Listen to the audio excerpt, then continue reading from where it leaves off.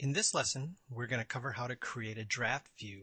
A draft view basically is going to be a simple 2D sketch inside of an IDW file, or with Inventor 2008, could be a drawing file, a DWG file as well. So from the Drawing Views panel, I'm going to go ahead and click on Draft View.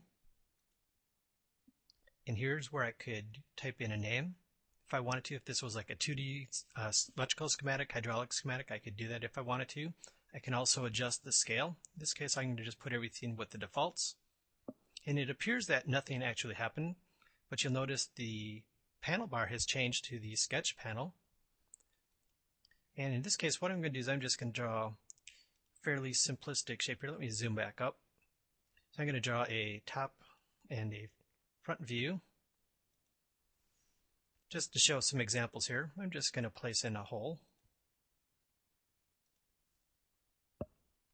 And let me place in two lines to represent the hidden lines in my other view here. And now I need to make those two lines hidden. From my drop-down list here, you'll notice that we have different layers available, so I'll just place that on the hidden. Now, what we're going to do is apply some constraints. So let's scroll on down here. And what I'm looking for is going to be the tangent constraint. And I want that circle and the left line tangent. And we'll do the same thing with the right. And the rest of this, I'm going to just apply a couple dimensions to it.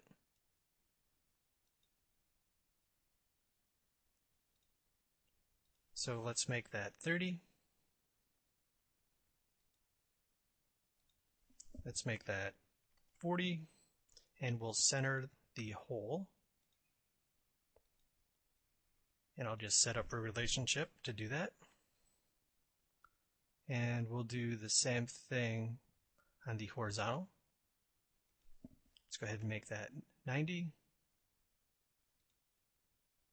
And watch what happens now when I center the hole.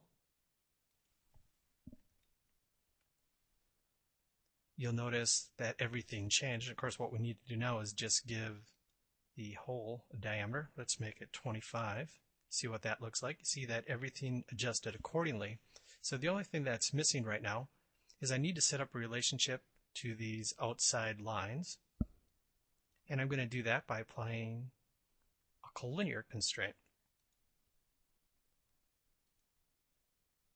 So the same rules apply here as though we were doing a 2D sketch.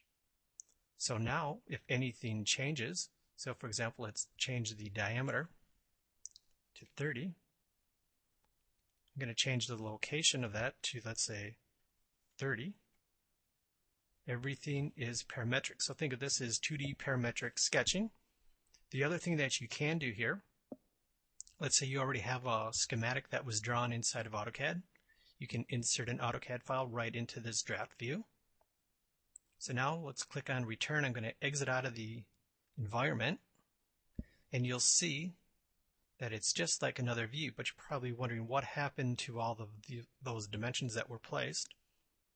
If I right-click in that view, I can retrieve all of those dimensions that were placed. And in another lesson, we'll go more in depth on retrieving those dimensions. But this basically is another view.